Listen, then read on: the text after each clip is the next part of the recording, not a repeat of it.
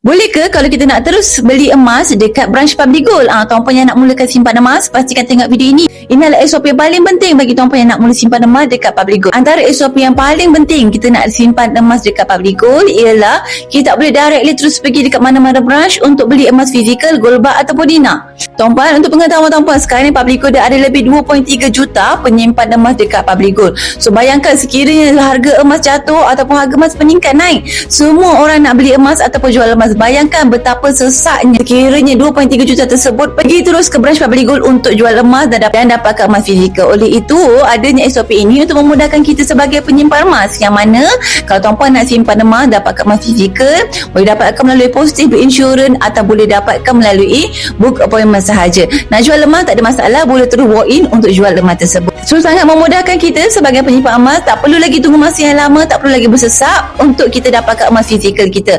Duduk dekat rumah sahaja boleh terus dapat emas secara positif insurance, atau boleh dapatkan juga dekat Gold ATM untuk lagi mudah.